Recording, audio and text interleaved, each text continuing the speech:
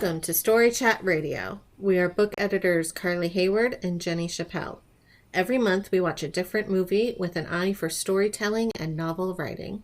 We use our years of training and experience editing novels to break down each movie's storytelling elements to help you improve your novel in progress. Warning, Jenny ruins everything. Hey, you ruin things too. So don't be surprised if there are spoilers. On this episode, we're discussing the horror movie Get Out, and then we'll end with a critique of one lucky author's query. All right, here come the spoilers. Photographer Chris Washington is apprehensive as he prepares to meet the family of his white girlfriend, Rose Armitage, as they do not know that he is black. When they arrive for the weekend at her parents' house, Chris meets Rose's brother Jeremy and their parents, neurosurgeon Jean and hypnotherapist Missy.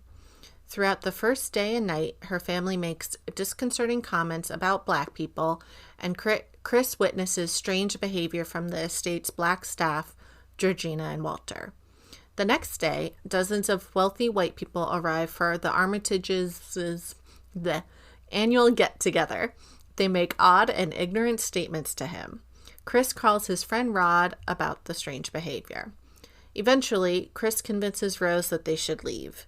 Meanwhile, an auction is being held with a photo of Chris, making it clear that Rose's parents plan on selling Chris in some way.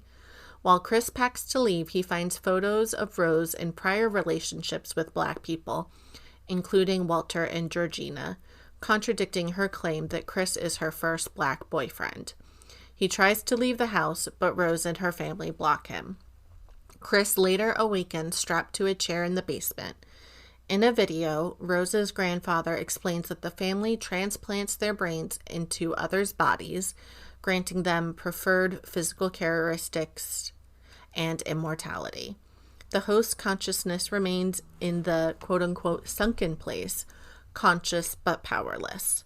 When Jeremy comes to fetch Chris for the surgery, Chris manages to escape, leaving Jeremy, Dean, and Missy dead. As he is leaving in his car, he is intercepted by Rose and the possessed staff.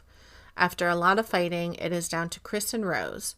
Chris begins to strangle Rose but stops when a police cruiser pulls up onto the scene. Rod steps out of the cruiser and rescues Chris, leaving Rose bleeding out on the road. Jenny, what did you think of this movie? So, some movies really stay with you. And this is definitely one of those movies. Definitely. Just the premise itself is so disturbing on so many levels. And the visuals are just as disturbing, especially like when he's in the sunken place and like it's very visually, I mean, it's beautiful, but it's visually very disturbing. Even though in general, this movie like isn't as graphic as a lot of horror movies. I mean, there's definitely like some blood and stuff, but it's not like Saw or something. I really, really appreciate how the writers play with the viewer's expectations. I feel like that's something we talk about a lot on this podcast as, you know, thinking about the impact you're going to have on your readers. And it's clear that the writers in this really knew what they were doing, which I think is fantastic. I love seeing. I especially like that they use tropes in such a smart way to trip the viewer up. Totally. Like, you just know there has to be one good person among all these white people. Like, there's all these white people here. There has to be one of them with a conscience, right? Just one. But no. And his girlfriend is evil. They're all in on it. So, like, it's really powerful and really speaks to the history of racial inequality in America. And I feel like we can't really talk about this movie without touching on that. Like, this story really couldn't be told in any other setting and have the same meaning. Like, as an American, I feel like I have a tendency not to think of America as like a setting. It's just where I live, you know? But it's more than that. It's also that all of these people, while they act very strange, are the people we as a culture would normally see as protagonists in a movie. Like, Rose has final girl written all over her. You know, we're like, she's the one who's going to survive. She's the one who's going to help him defeat everybody. She didn't know about it all along. Exactly. She's innocent. Yeah. Exactly. And I think that's what really gives the fact that they're all evil even more impact, is that we have this expectation of like, the sweet, pretty woman is also going to be kind. But no, she's really evil. Mm-hmm. And so, like, that end scene, like, oh my gosh, I know we'll probably talk about this some later, but I know you know, but for our listeners who might not, there was originally another ending to this movie, which would definitely not have had the same impact. Yep. Like, it's just, the whole movie was very well made. And just as importantly, I think this movie is part of this important cultural turning point for the industry. I hope. Where like the old white dudes in charge can't say white people won't see or can't relate to a movie with a black lead. Like the viewer very much roots for Chris and wants him to get away. So anyway, the movie's brilliant. I loved it. I could go on at length about how amazing it is, but given all of that, I do have to say, as disturbing and intense as it was, I didn't really think it was scary. What about you? Yeah, I wasn't really scary. Or I wasn't really scared. I was scary. I'm always scary, but you know what I mean. I loved this movie too. Yeah. I don't want to see it again because it is intense, but in that way of like, I loved it and it's perfection, and I kind of don't want to revisit the memory I have of it. In other words, you were scared and you just don't want to say you were scared. No, because I said I mean, wasn't scared. I can do scary movies when they're like this well done. Yeah. And I guess, I mean, it was intense. It was like high emotion, I would say. It is high emotion. It definitely is. And very psychological. And I loved how well done it was. I didn't like have nightmares afterwards, but like, yeah, I guess I was like, too heightened of emotions for me. I like to like feel a little dead inside, I think. I don't know. Is that normal? No? Okay. Cool. Cool. But anyway, so I loved it. I thought the cinematography was gorgeous, like in The Sunken Place, like you mentioned. And I really loved all the little small bits of foreshadowing and clues that kind of slowly built to the big reveal of, oh, these people are evil and look at what they're doing. But it honestly still kept me guessing. Like, I knew where the story was heading, but I wasn't sure, like you said, if everyone was in on it and who knew what. And I'm really hard to surprise. And while I wasn't like surprised per se, I was unsure until it was finally revealed that Rose, the girlfriend, was bait and knew exactly what she was doing. Yeah. I was like waiting to see which way it was going to go, and I wasn't sure. And I felt like that led to like some really amazing tension, and Yes. the clues were perfect. If we hadn't already done an episode on clues and foreshadowing, I would be all about them for this one because I thought agreed. it was impeccable. So besides clues and foreshadowing, Jenny, what did this movie do well that writers can use in their own work? Okay, so I'm super excited to talk about this. In part because even though we always do some spoilers, we don't do spoilers like we're going to do them this time. So true. I think that the best thing about this movie that writers could take with them is that the ending is so satisfying. Yes. The pacing through the whole movie is really spot on, and like you said, there really are a lot of surprises. It's a sign of good writing that it can surprise people who are really well versed in tropes. So when that police car pulls up with the lights flashing and you just know Chris is going to jail, you know? Yes. And I think it might even be more powerful now. That impact might be even more powerful on the viewer now, given what the last year has been like in terms of people being more vocal about police brutality and inequality in the justice system and all of those things. Just that's been so much more out in public. It's finally getting some more attention. So I feel like now that might have even more impact on viewers than it did when the movie first came out. So you just know he's going to jail, and then his friend gets out, and I literally almost cried in relief.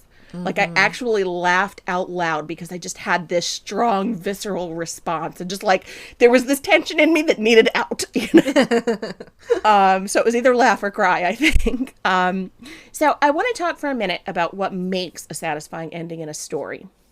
I want to point to the word satisfying because that's not necessarily the same thing as happy. Happy or sad or mixed, that's personal preference. Like, I personally prefer movies with happy endings for the most part, just because, like, real life is sad enough, and I don't want to feel sad for weeks after watching a sad movie. Same. But what you have to have for a well-told story is for the ending to feel satisfying. You just need the ending to feel right. So in order to get that, there are several criteria that can help you kind of make sure that your ending feels right. Foremost, a satisfying ending has to show the result of the main conflict in some way. It doesn't always have to go into explicit detail, especially with some shorter stories, but it needs to at least give hints at how things turn out. So, for example, in this movie, if horror movies have taught me anything, it's that there could be a sequel because Rose wasn't actually dead yet when he drove away. Like they say in Zombieland, he didn't double tap. She was technically still alive, so it's possible there could be a sequel. It means that we see him drive away, but it's not exactly the same thing as a complete resolution. So does that mean there's a sequel in the works? Who knows?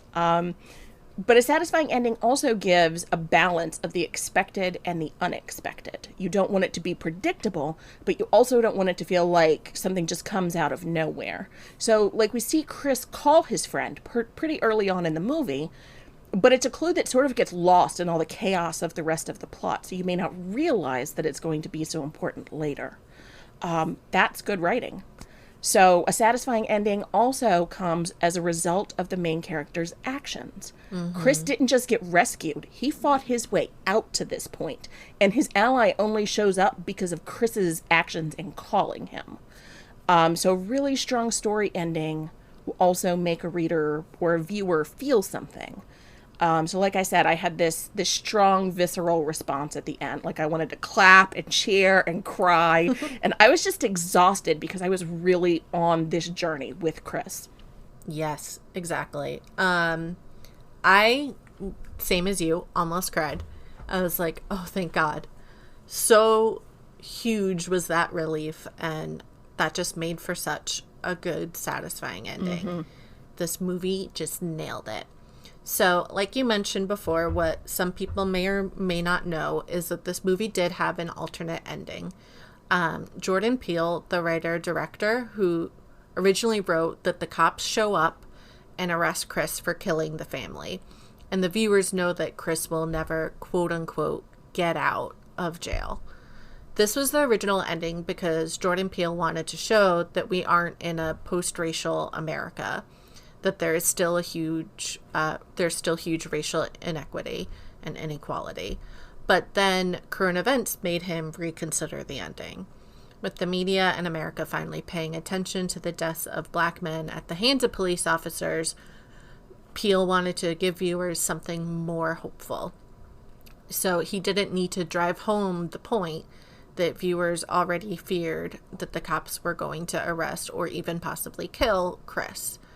So I'm going to quote Jordan Peele here. What he said was, "It was very clear that the ending needed to transform into something that gives us a hero, that gives us an escape, gives us a positive feeling when we leave this movie." And I think it was perfection how he did that. I think so. The fear that we feel when the cop car shows up is visceral. I know we keep using that word, but it was so strong. We've been cheering Chris on as he makes this escape. And honestly, I was smiling while he murdered all of them. I don't know if that was just me. I think so happy. Yeah, absolutely. You're so rooting for him that you can't help but to be like, yeah, get them. They're clearly evil. Yeah, like, kill them hard. Yeah. I was beyond happy that he got his revenge and he was going to live and that he was going to be free.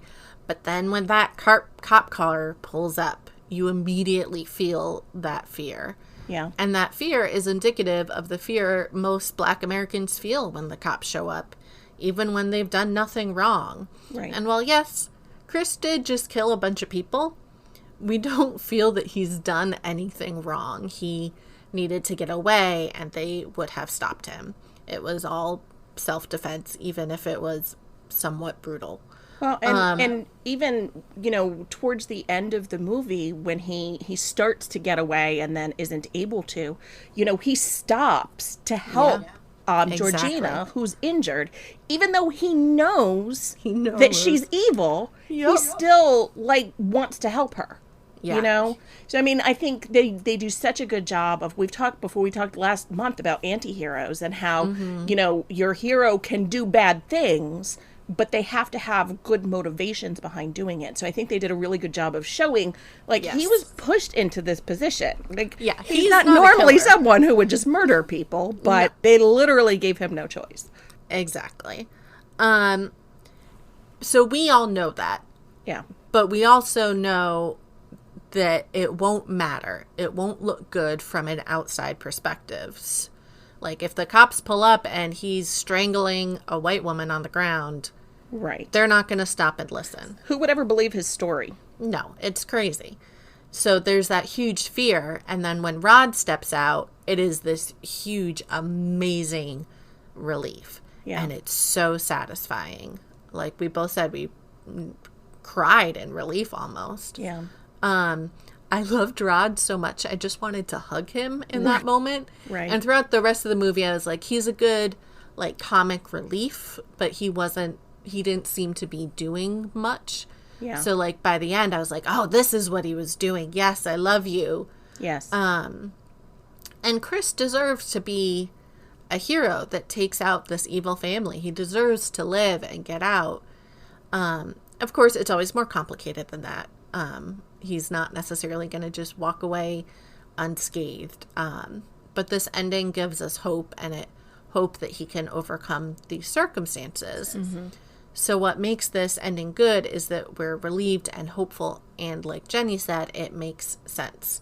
So Chris was wrapped up in the central conflict of the story, and he has wrapped up the central conflict of the story, and he has done it in a way that builds on the clues and tension created through the rest of the movie. So we see him pull Cotton out of the chair that he's strapped into in the basement, and we know he'll be able to block out the hypnosis triggers that put him to sleep.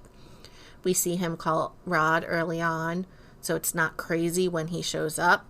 So the ending builds on those clues and the arcs that come before it.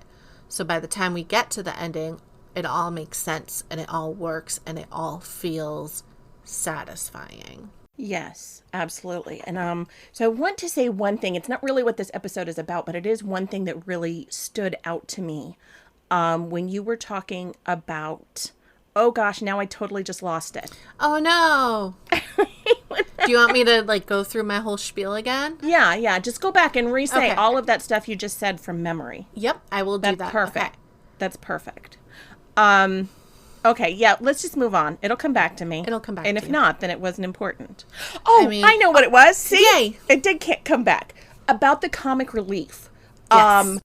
So I feel like we could do another whole episode about how expertly the comic relief was used in this movie. Mm-hmm. Because it was like they cut the tension, but then as soon as you sort of think you're safe, it's like, bam, they're going to double the tension. Yes. So I think it was just used, again, just really, really good writing, just used really, really well. Well, and I think it helped me to not feel so overly terrified the whole movie. Yeah. Like, it helped ease me a little bit, and, like, the tension's constantly ramping up. Yeah. But, hey, look, isn't this funny? Okay, it's okay, Carly, calm down. No, it's not. No, it's not. It's not okay at all. Okay, anyway.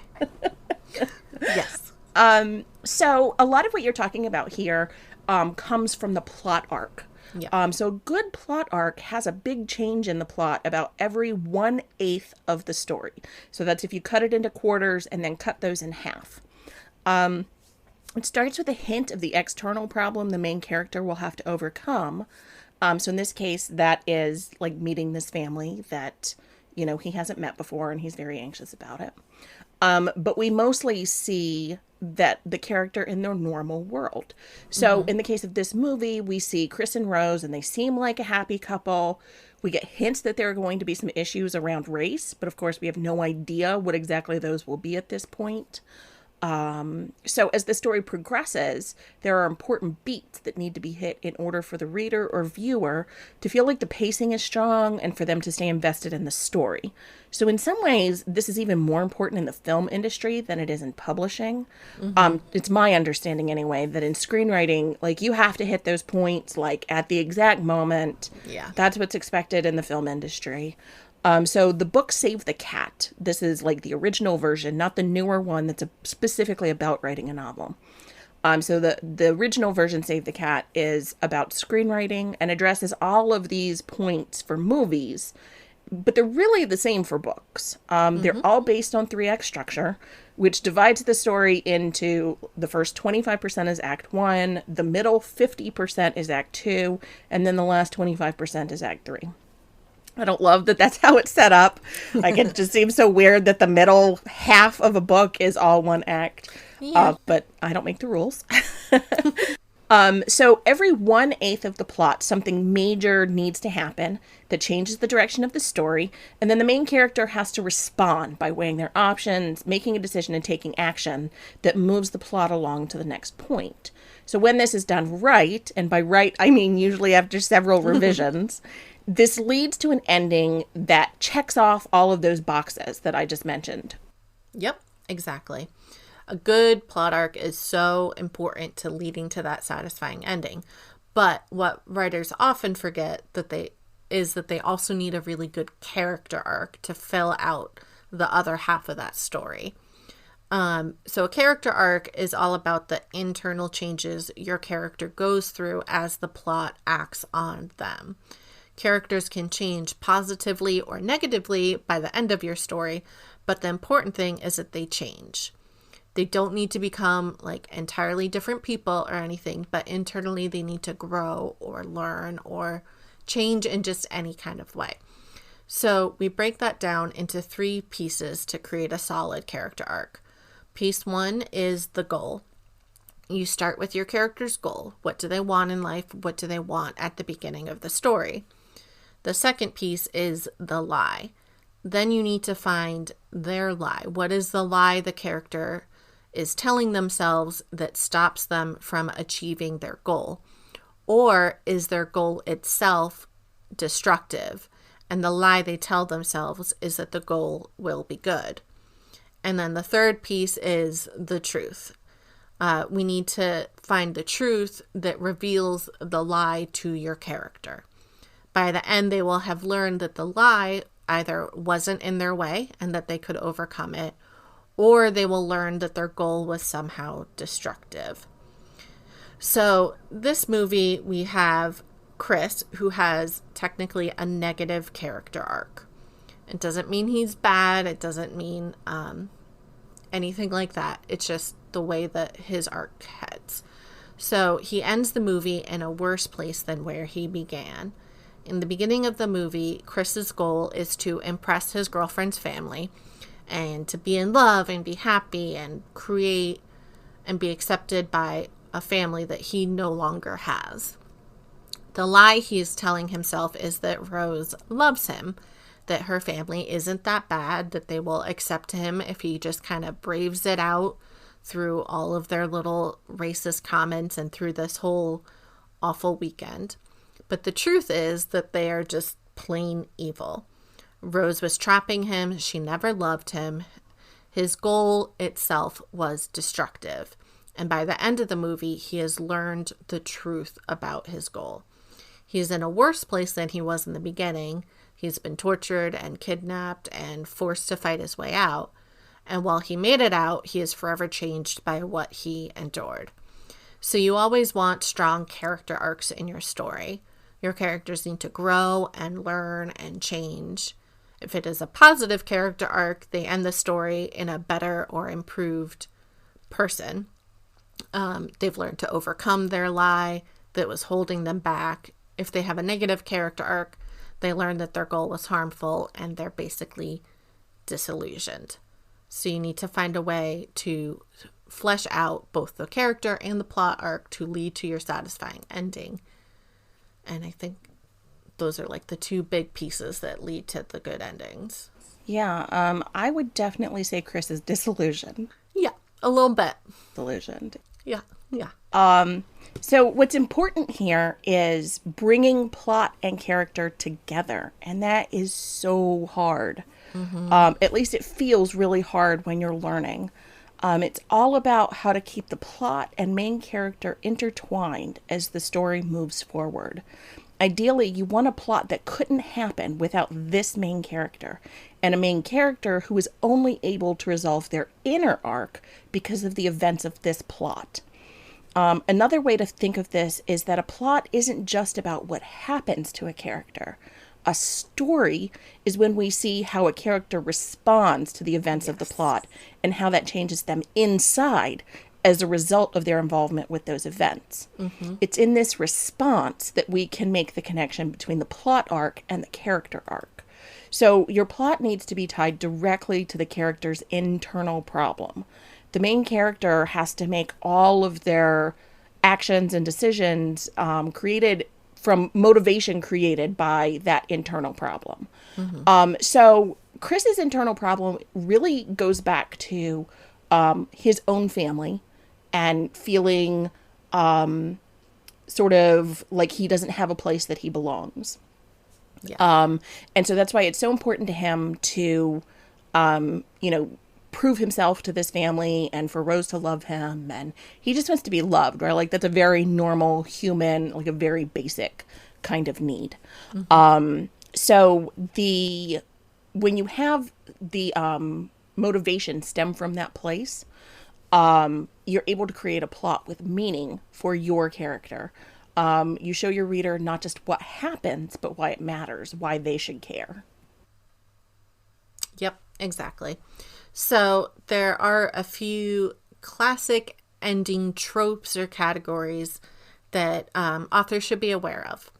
So the two main types of endings go back to Shakespeare, and I'm going to go back to like my literary college roots, so apologies if you already know. I gotta put on my sweater with the pat.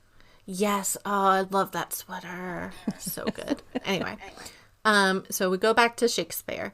There are two types of story in Shakespeare. There's comedies and tragedies.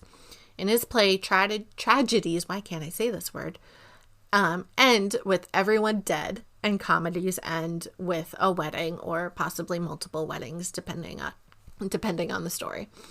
Nowadays, there's definitely more types of endings, but they often fall under a loose form of the originals. This one definitely ends with everybody dead. But usually either everyone is kind of happy at the end or everyone is kind of sad / destroyed. Your characters can go through awful things or happy things, but more often than not, what dictates this type of story is the ending.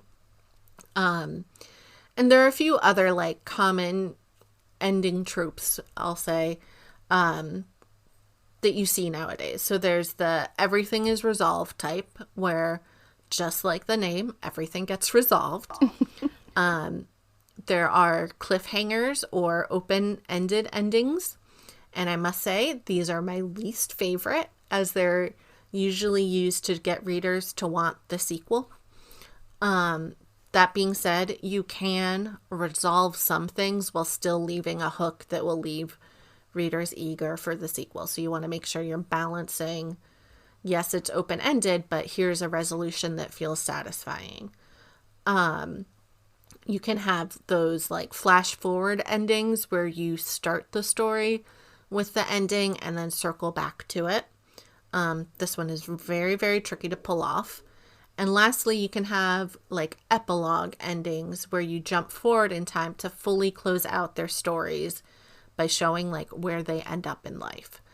So all of these tropes are very loosely interrelated, which works out because you can make different endings by using different combinations of these tropes. So like it can be satisfying and a lot is resolved, but here's this small thing that's not resolved, like maybe Rose is still alive. Right.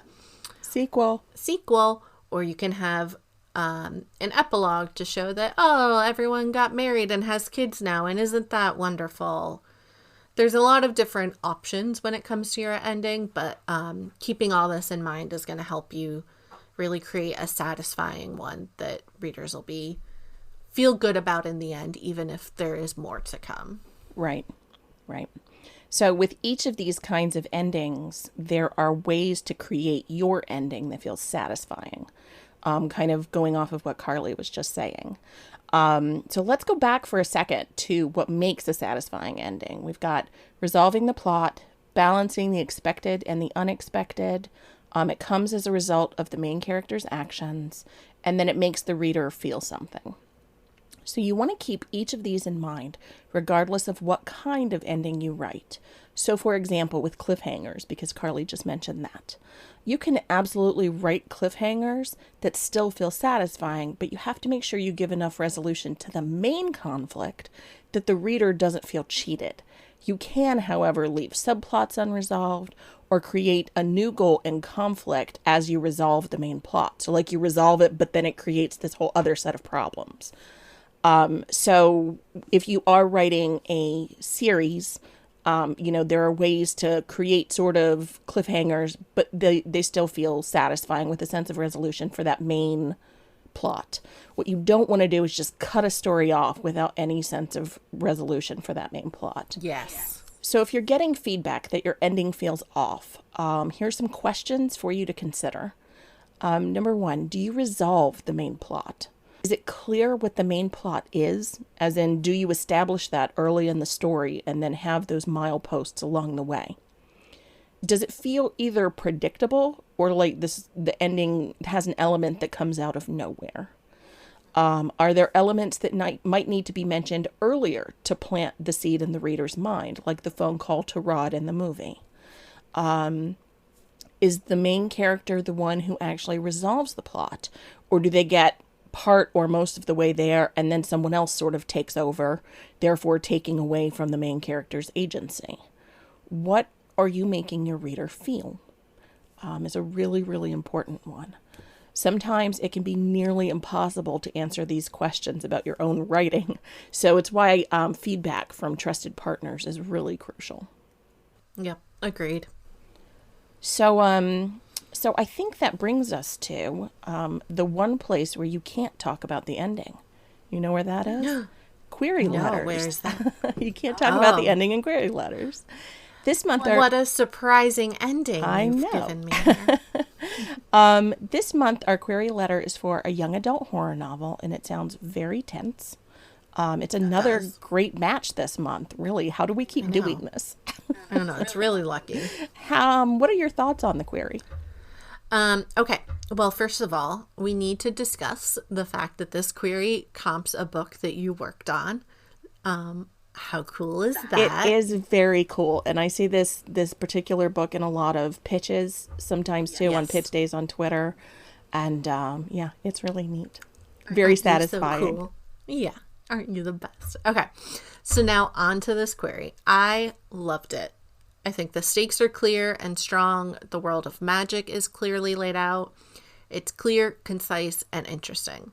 So I would say that my biggest problem with it is the first line. And this is like a minor problem, but I had to find something that I thought was a problem. So here we are.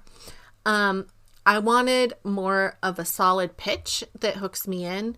Right now, it starts with this catching line that doesn't really tell me much about the story itself. And I wanted to be pulled in more with like the stakes, but not right now. It's pulling me in with an inciting incident that happened 5 years before the story begins. Instead, I wanted to start with what gets this story moving and the main conflict. But really, other than that, I really loved it. What did you think? I also really loved it. I am going to disagree with you, though. No! About the first line. This doesn't happen often, you guys. It really doesn't. I kind of love how the first line sets the tone and mood with just a few short words. And it really speaks to the main character's emotional wound as well. If we didn't get to see in the query how the story circles back to that fact, basically if it wasn't clear how this moment is important and relevant to the plot and character arcs, then I would totally agree with you. But I feel like it does serve as a strong hook. It gives that sense of mystery, tension, and foreboding from the beginning of the query, and so sets up the context for the rest of the explanation. I do think this is a risky way to start a query. As you can see, there are, you are going to affect people in different ways. I think it really speaks to what we say all the time in publishing, is that so much of it is subjective. Mm-hmm. And it's also going to depend on, how the person who's reading it feels on that particular day. I know. There's a lot that can make a difference. And so I do think it's a risky thing to do, to start with kind of setting the mood and the tone.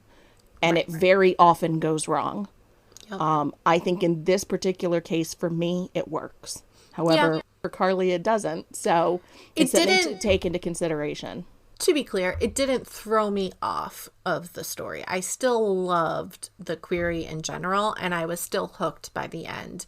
It just threw me in the beginning. So, it required me to read the whole thing, which I know it's only a couple paragraphs. That's not a big deal, but sometimes people don't read the whole query. So that's why it was a criticism from me. But I agree with you. And I think that's valid. And I think it's also important to note that, first, it's very important for you to get feedback from multiple sources. Mm-hmm. And second, that the feedback is not always going to agree. Yep, it's true. Regardless of... You have to figure out what works for you. Regardless of who you're talking about. If you're talking about editors or agents or critique partners or beta readers, you're likely to get feedback that doesn't necessarily go with other feedback that you've gotten. It's probably not always going to be the same because of the subjectivity of, how we interpret what we read. Exactly. So it's really important to make sure that you're getting feedback from multiple sources. And when you hear something from multiple places that's, might be problematic, that you take a look at that really seriously and see how it can line up with your vision of your story. I do think that is probably one of the most challenging aspects of the publishing industry as a whole, is that it's trying to combine a creative art form with business and marketing, and those things don't really mix super well, and that's why you get so much subjectivity, and it's really difficult. But like Jenny said, just take it all in and find out what makes sense for you and your story. Right. So beyond that, I did really love this query. I want to read this story so bad. It's right up my alley, all of my favorite kinds of books. So hurry up and get querying so I can have this book on my shelf soon. I know. I really want to read it too. All right. So we have come to the end. On our next podcast, we will be discussing the animated film Up, which I'm very excited about because Jenny made me watch a scary movie this month, and she has never seen Up. Because it starts sad. Yeah. I hate sad. I know. Stuff. Yeah. Now you get to feel things you don't want to feel. It's going to be great. We will also have another query or blurb critique. So if you want your query featured on the podcast, you can find the details about how to do that on our website or Twitter page. You can find our podcast on our website, storychatradio.com, or you can follow us on Spotify, Apple Podcasts, Google Play Music, or many other streaming services. While you're there, please leave us a rating. You can also follow us on Twitter and Instagram @StoryChatRadio. Thanks for joining in our nonsense.